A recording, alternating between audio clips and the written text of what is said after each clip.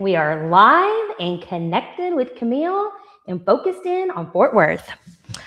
And my special guest, my adopted sister. I say that because she told me my whole life that I was adopted. Early Childhood Intervention Specialist Jennifer Williams with MHMR Tarrant County. Welcome. Thank you for coming to my show. And so sorry to hear about baby girl. And she is okay. So if you want to tell our guest how your experience went, since they somewhat know and they're invested, please do. Hubby picked her up from school and she was like, my ears are hurting, both of them. Please take me to the doctor. Who am I to not take her to the doctor? She also woke up at 5 o'clock this morning asking me to check her ears. So for her to come home from school and ask to go to the doctor, I just felt it was what we needed to do. Made a 6 o'clock appointment for urgent care. And we didn't get seen until 7:30. 7:30 plus the drive over here, whatnot. So, And we also have like a really big boo-boo photo. Like I have to be, this is one of those sensitive content for people. I do want to share it, but people are grossed out by blood and guts. yeah, she ended up not having an ear infection, but the doctor was more concerned about her finger that she smashed yesterday and told me I need to take her to urgent care. And so I said, okay, well, let me come do this interview first. And then Love it. And then I'll just pull an all-nighter at urgent care now. Great. So that's motherhood. Okay, well, so as you guys know, this is my sister, like my real biological sister, but also a early childhood intervention specialist. We call it ECI for short. And she's going to tell us a little bit more about that. Before we dive in, I like to get the flavors of Fort Worth. So since this is a family-focused episode relating to diapers, I would love to know where do you go? Where do we go with a whole entire family and to keep the littles entertained and for the adults to be able to have an adult beverage? What do you recommend? What's your pick? For Fort Worth, I love going to Zoli's because it has a huge play area. The kids can run around. There's patio seating and they have a full bar and lots of great drinks and great pizza. So those who've never been to Zoli's, and so many great options. And then for kid-friendly food, not that pizza's not, but we love to go to Hat Creek. They have a big playscape and they run around in circles up and down the slide. And I can also get them really good dessert there that they love. So yeah, those are all great choices, all to which you have taken the kids to while I've been running open houses. So I definitely appreciate that. Since you are a working professional and you have to host team meetings at lunches, what are some places that you recommend for gathering with a large group who need to work on laptops? Yeah. So my team, we serve Crowley to Benbrook, and we have 2 Roses in our service area that are very accommodating. Okay. One of them has like a banquet type, like private room that we can go in. Do they charge? No. Wow. Okay. No, shout out to Roses. Yeah. It's just first come, first serve. So if you get there, so we get there and, maybe if you call ahead, I don't know how I feel about this. Why have you not told me about this? I always ask you for places for team meetings. Brandon and Kylie, she's holding out on us. What else? Spring Creek barbecue has a little, also has like a private room. Mm-hmm. We had a baby shower in there before, plenty of space. That's where I had my baby shower. Oh, what? Yeah. That's crazy. But we've had a baby shower in there. That's a great accommodating space. Not gonna lie, I am definitely a barbecue snob, but I must say, for a lunch crowd to be able to go wait in line, their fried okra, So yes. Yeah. Okay. All right. So tell us a little bit more about who you are, where you came from, your schooling, degrees with an S. And just your transition and your move to Dallas-Fort Worth. Yeah.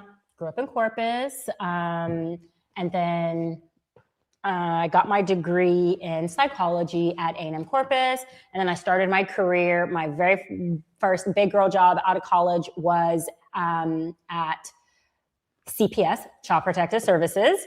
That was a very hard, sad, but rewarding job. I was an investigator who investigated cases of child abuse, neglect, and abuse.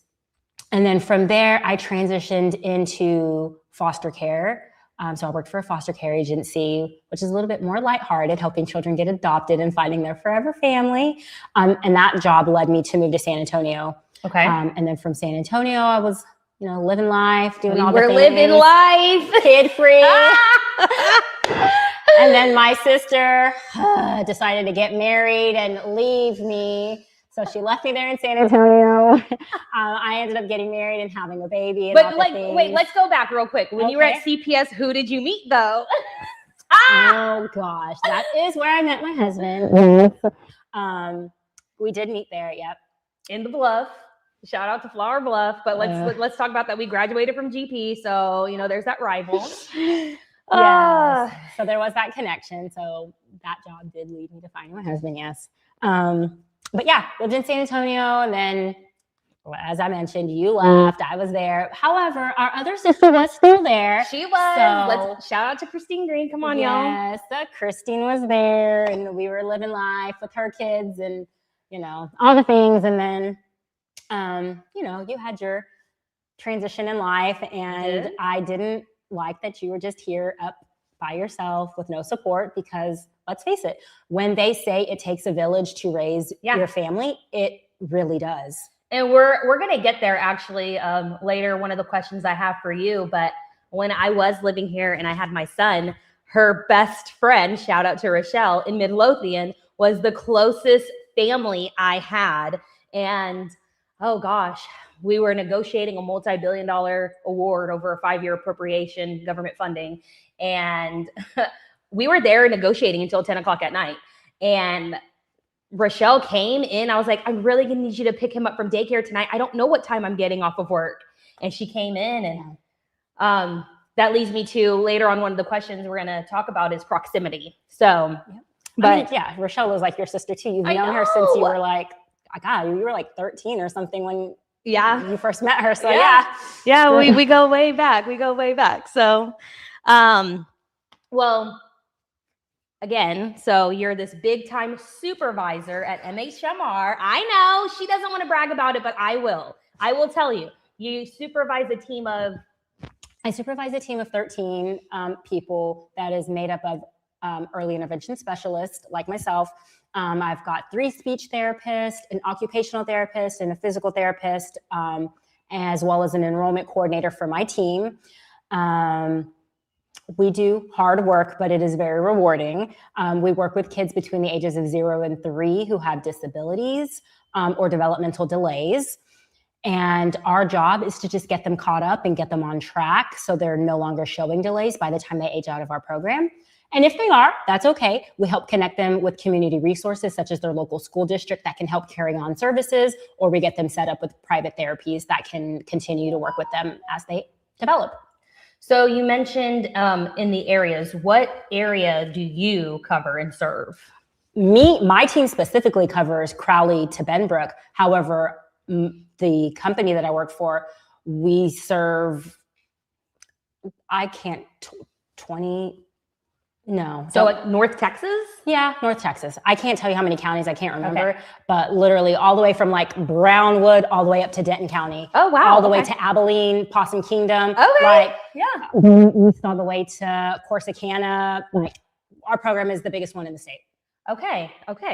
Good to know. So for those geography buffs, that's a very wide span of the entire Metroplex, North Texas and beyond, all the way out west to East Texas. Mm-hmm. Great. Okay, so let's get dirty with the diapers. For those tuning in, this is the D's of real estate. The topic we're covering is diapers and how life transitions, experiences, and events cause you to move. So, when did you realize you needed more space? Mm-hmm. What was the breaking point? Well, so we were renting a space that had 2 bedrooms. And at the time when we had moved in, we only had one daughter at the time, and it was great. She had her own room. Life was good. And then a couple of years, 3 years later, came our second. And let's be real, the oldest still had her own room because the baby shared a room with me while I was nursing, for at least, 2 years, and then finally kicked her out. And we didn't plan to have a third. She came unexpectedly. Surprise, surprise. But when she came along, we were busting out the seams with just 2 bedrooms. Like, I was sharing a closet with her and the husband. The other 2, their closet was busting at the seams. Like, we needed space. Okay. I also wanted them to have their own space. Like, my oldest was getting to an age where, like, she wanted everything is hers, and she didn't want people touching her stuff. And she was finding little hiding spaces and nooks and crannies to hide things from sisters. And what Disney movie? It was when the seagulls are all mine. Is that Finding Nemo? I think so. Mine. Yep. And I was just tired of her, like, Mom, can you hide this for me? Or where can I hide this where sisters can't get it? So I knew she needed her own space, and I needed closet space for everybody. So we made the decision last year to let's just take the leap. But what took us so long was daycare. We had to pay for 2 kids in daycare twice. And when I tell you the cost of daycare is astronomical, it's more than our mortgage. Wow. 2 kids in daycare at the same time, we were paying $2,800. Oh my gosh. $2,800 a month. So $1,400 per child. Yeah, and we did it twice. So when my two oldest were in daycare at the same time, and then she finally got into kindergarten, then I was only down to 1. It was great. I was like, oh, okay, this is affordable. We can breathe. Maybe we can get a house after all. And then, like I said, surprise, surprise, here came baby number 3. And then we were back to having to pay for 2 again. And but here recently, we got very lucky that the 4-year-old got into pre-K. Yes, and so we're back down to 1 daycare. Okay. It's more manageable. But I am counting down the days till the 2-year-old is in kinder or can get into pre-K. Yeah. Okay. I love that. So as an ECI specialist, you help families adapt in their homes to help their kids thrive. Yep. So when you were looking for a home, what was a non-negotiable as now you have the ability to finally pick your home? What was a must-have? So me personally, I have a kid who has special needs. So it was very important to me. I told my realtor, I want nothing. Don't show me any houses if it's not on a cul-de-sac. Yeah. So set up my searches for cul-de-sacs only. And new construction was important to me because, again, it was just, I wanted to move in, turnkey, I wanted home warranties, all the things. And so it was very important for me to be on a cul-de-sac because I have an eloper and I did not want her, going anywhere. I wanted to feel safe that I could just sit on the front porch and she can play on the cul-de-sac. I needed each of them to have their own bedroom. Okay. So a 4-bedroom. And this was a nice plus. It wasn't a requirement. Okay, let's hear it. I wanted 2 bathrooms, but she found me a house with 3. 3. Okay. I said, when they turn into teenagers, they're going to love me for this. Yeah. No, this is true. And so, no shade here. As she would describe this dreamed $1 million home, white kitchen, 4 bedrooms, preferably all the same flooring, hardwood floors. One story. Don't send me upstairs. Yep. All the things. But I would definitely say networking helped find us these little, what I call pocket deals, because this was not on MLS. And we were able to find and speak with the builder early on to find out, okay, what streets are actually going to be a cul-de-sac in this subdivision, right? Yeah. And at this price point. And you actually were okay with the locked premium that came with the cul-de-sac because the safety was important. But I also did advise, and I say, hey, your resale potential is much higher on the cul-de-sac. And yes, I am glad that you brought that up about elopement and safety and not wanting a drive or, traffic to be able to come into one end. Like the people that are normally on a cul-de-sac are the people who live there. So that was really important. And the house that we were renting was on a cul-de-sac, and that had sold me because the house before that was on a very busy through street that we lived in before. And I just knew like, this is not going to work for the kids when they get older. So yeah, so that was important. When you walk into a client's home, what are some things you look for children's development to really foster and help them thrive? You know, when I get new clients, I'm looking to make sure that that they have a play space available for the child where they can freely play, you know, like where they don't have to ask like, oh, can I play with the airplane that's up on this shelf? You know what I mean? Like they should have access to free play, creative play. And, you know, they don't have to have like $500 toys or anything like that. You know, they just, you know, balls and books and things like that they can rotate out and play with. So they just need a small place in the living room, in their bedroom, somewhere where they can play and, you know, have their creative space to just use their imagination. Okay, so imaginative play is important. Play. Oh, yeah. And here's our little star, our reason for our delay. I'll let you know. But she's okay. Hey, as parents, we have to be flexible. And adaptable. And adaptable, all of the things. Okay. So, okay, hurry, go. Okay, go under the covers. You can get warm in there. Go. I promise, it's very warm in there. So let me ask you this. What is something a parent should know, or what are the things to look for if you're requiring ECI? How do you know when it's time to call? Yeah.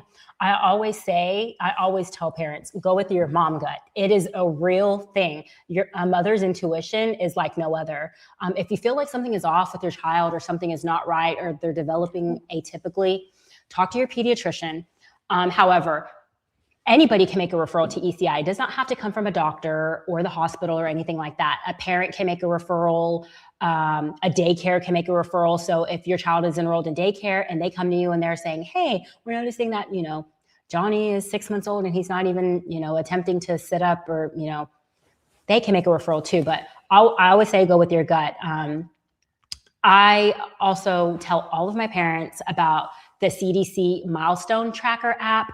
It is a great resource for families who maybe they're first-time parents and they don't know what they're looking for development-wise. I didn't know, but let's talk about, like, can you at least give me an example? What are a few milestones by age they should be hitting? Yeah, you know, like, you know, by 6 months, they should be able to attempting to sit up unsupported. Okay. You know, we look around 10 months to start getting on hands and knees and getting in a crawling position to start crawling. Looking to walk between 12 and 15 months. Okay. If they're not walking by 18 months, that's when we're kind of like, okay, something might be wrong, you know? Those are just some things, you know, by 12 months, they should have at least one word, mama or dada, or, you know, something like that. Okay. So I mean, like, not to throw shade at myself, but I was a first-time mom, and my pediatrician didn't bring anything up, and I thought it was normal. I would ask my son, what do you want? Milk or water, or whatever the little signs are. Milk or water. He would repeat it. Milk or water, milk or water. And I'm like, okay. Yeah. I guess I just make a decision for it. And then you told me, you need to get a second opinion. Yeah. Second opinion for what? You know, as a parent, all these feelings come up, like shame, guilt, judgment. And I didn't know there were resources where people would come to your house and do home therapy in home. So you're not having to, like, go out in public and have the stigma of having to take your child to therapy. But tell me a little bit about that. How did you know, hey, let's get him evaluated? Well, I probably would have never known had I not come into this field that I'm in now. So it's called echolalia. Echolalia. And that's, and that's where they just repeat everything you say. And like a parrot. Mm-hmm, yeah. And so we don't really know if he is, his receptive language, which is what he understands, is coming out with his expressive language. He's just repeating. So we don't know if he's understanding what he's actually hearing. He's just repeating what he hears. Okay. So just from the short time that I had been working here, I was like talking to my speech therapist, and I'm like, hey guys, my nephew, this is what's going on. And they were like, yeah, I think you should have your sister have him evaluated. And I was like, okay. And so then, we went down that whole path. Got the whole speech therapy and stuff like that, and put the right supports in place in school. Yeah. And he's a talker, guys. Money Mario, he's out here doing it. But you would have never known. Like, I mean, that's what I'm saying. You would have never known. And just certain things with the home, I wouldn't have known to try to emulate. Like Play Street. Is that a good one? Yeah, the Play Street Museum. I love that place. It's all about that creative and imaginative play. And, they have all of the toys. None of them are like battery operated. They're all about cause and effect toys and things like that, which are great for development. Not to say that battery operated toys are bad, they're not, but it just allows the kid to use their imagination, which is something also that I didn't pick up on, is that my son was not into the imaginative play. Like him actually wearing this costume now. Yeah, he wasn't into any fake movie stuff. He really liked all the things that would light up and, stuff like that. Those were more entertaining to him. Yeah, but still, even to this day, it's never like movie stuff. He's not into that thing. It's like documentaries, real life, the Titanic, water towers, like how the world really works. Yeah. So, I'm enjoying that phase of life. So, you mentioned moving up here for the support of your sibling. Yeah. I want to talk about home location. How important is it to you to be in close proximity to the support system? It is extremely important. Just the other day, the nurse had called saying Colton was sick. Yeah. And I was like, hey, I am right here. You're lucky. I'm 5 minutes from the school. Let me go get him. Went and picked him up, got him. And if I lived an hour away, or if you lived an hour away, how would we support each other? Correct. There have been times where you've had to get my kids from daycare because I'm in an appointment late. We are each other's village. Like it didn't make sense to me to be any further away than at least, 15, 20 minutes. Yeah, I guess you told me, like, when we joke about having our other sister come move over here, yes, come move to Dallas Fort Worth, but don't move to Frisco. Like, that's no different than living in San Antonio. Yeah, no kidding. So we're like, if you're going to do it, you have to be within an arm's bubble. reach. Our level, okay? So, no, I'm so glad you brought that up, but it's sounding like really what's important in a home is functionality, community, location, and just being able to have access and proximity to the things and the people that you do life with. And so, and I needed to be close to my kids' school. And now it's a 5-minute drive to daycare, 5-minute drive to the elementary school. And it's 5-minute drive to you. Right. All of it. And would you say having that support system also helps with a child's development? I think so. I mean, our kids have grown up together their whole life. We call them couplings, even though they're cousins, they're cousin siblings. They ask, they want to see their brother, it is very important for their development too. So, yeah. So since you're my sister and you've had the passenger front row seat to my life, I would love for you to share a moment of us growing up together, just one of your favorite memories. I think one of my favorite memories was when you graduated high school and you came up with this grand idea for us to go get our own apartment. Not the realtor wasting money on rent. It was like, let's go get an apartment and, and go into debt and waste all our money. And go run up finance charges at Ashley Furniture. And, because let's go move into this apartment. We have no furniture. We have, But it was close to A&M. It was close to college. Come on, at least proximity. Give me that. It was close to the college. It was great for you. But no, in all seriousness though, don't you feel like that started the forge of the way we look at finances and our... Absolutely. It lasted 1 year and we moved back home. Yeah, we went running back home to mom and dad. Sure did. Because I really feel like also it was ingrained in us and our family to just go live with a family member. Like, don't waste your money on rent. What are you two fools doing? Yeah. That's what they kept telling us. What are you two doing? Getting a taste of freedom. Exactly. But mom and dad let us live it out. They did. And never came to visit us at the apartment, but that's what you call pride. It's okay. But they sure did welcome I'm not us. helping with movers. I'm not doing this. I'm not doing nothing. Go learn your lesson. Yeah. And we went home every Sunday for Sunday dinner and went and We hung did. out with them. But yeah, Yeah. that was a good memory.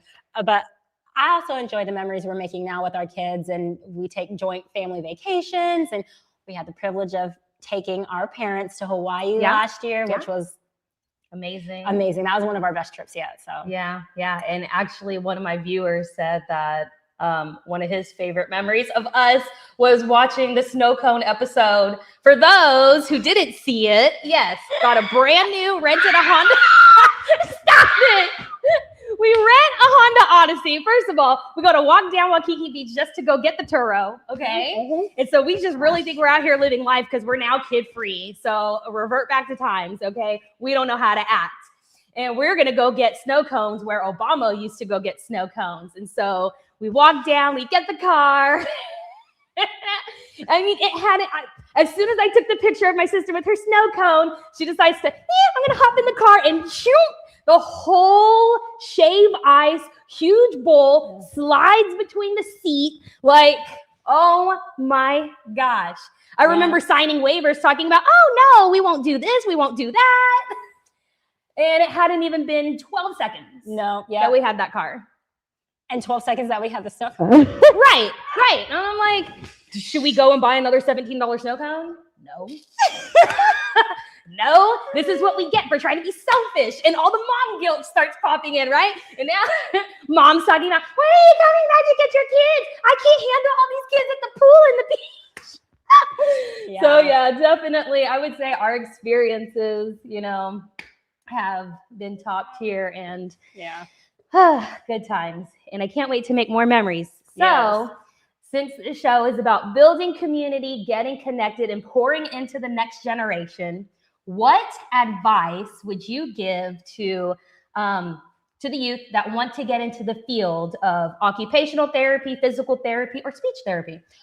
Yeah, I think it's a great career. And these are jobs that you can do in the private setting. So like at hospitals or private therapy companies, or through your state funded ECI program. So for anybody out there who does not live in Texas, you would just Google early childhood intervention in whatever state you're in, and then you can look at whatever job openings are available in the county that you serve. But yeah, it is a great career. And then if you're interested in the early intervention, because occupational therapy, speech therapy, physical therapy, all of those require advanced, degrees, masters. The PT is a doctorate, but the early childhood intervention, EIS one, is a credentialing through the state of Texas, and it requires you to have a bachelor's degree. It could be in any field, and you have to, be at a early childhood intervention program. But yeah, if you just have a passion for working with kids and helping others, this is a great field to be in. Awesome. I love that. Hey, I'm seeing something in the chat. One of the therapists on the line is actually saying that having family in close proximity provides comfort, safety, and improves a child's sense of being. So, yes, to answer the question of does being in close proximity to the support system help a child's development, the answer is yes. Okay, and what is the legacy you hope that we're building together to leave behind for our family? Oh gosh, that is the big question. I know. I want my kids to be happy and grow up to be happy and healthy. If they choose to want to go to college, I want them to go to college, but I want them to go to college debt-free. Right. I don't want them to come out with all of these student loans. Right. If I have it in me, I'm going to try to help them pay for their college. So I hope with our LLC that we started, we're going to build and build and build, and we're going to build an empire for our children. We're going to start entrepreneurs. We're going to start our real estate portfolio with our rent houses. We're going to do all the things. I love that. I want them, to find a career or something that makes them happy to where they don't feel like they're going to work. Yeah, it's passion. Yeah. And absolutely, I love that I'm fostering my child's passion of this whole water exploration and just the things that he's gotten into, but also his heart and his character development of how he's so always wanting to take care of these little ones. You know, whenever he asked for Christmas presents, they were all gifts that would help them when they come over here. Like, oh, I need them to help me with, you know, building this and building that and reducing the friction and the fighting. Yeah, so, I remember he wanted to get them their own magnet house, so he didn't have to share his. Yes, yeah, I get it. If that's how you want to phrase it. But yes, thank you so very much for joining us tonight. And I'm going to check the comments to see if we have any questions, any suggestions. Let me click here. Let me check the socials. They would like to see the video from Hawaii of you spilling the snow cone for my story tomorrow. ASAP. Immediately need to see that. That's one of my comments. Okay. Okay, good stuff. I'm not seeing any comments on Insta right now. Facebook. Let's check YouTube. Okay. Well, if that's all you have for us, feel free. If there's any questions you have regarding ECI, the one thing I didn't ask you was, what is the cost associated with ECI? So our program specifically runs off of a sliding scale. We do take insurance, so we will bill your insurance appropriately, but we work off of a sliding scale. We look at your income, we look at deductions, and you know, it really is based on your own circumstances. So, okay. But we've tried to make it very affordable. The lowest option would be $0, and then depending on how much income and what your family size is, can go up from there. So, okay, we have a blogger. Okay, yes, okay. Okay, guys. Well, if that's all you have for us, this is Jennifer Williams. If you have any questions, where can they reach you? What's your handle? JENNNOBBIE. That's Nobi. Okay, so Jen Nobi on Instagram. I'll post her little handle on my story. So if you have any questions regarding ECI, speech therapy, physical therapy, OT, and feeding therapy too, right? Yes. Yes, the speech therapists do feeding therapy as well. Okay, for ages 0 to 3. Yes. Okay, that's how you can find us. Thank you for joining us tonight, guys.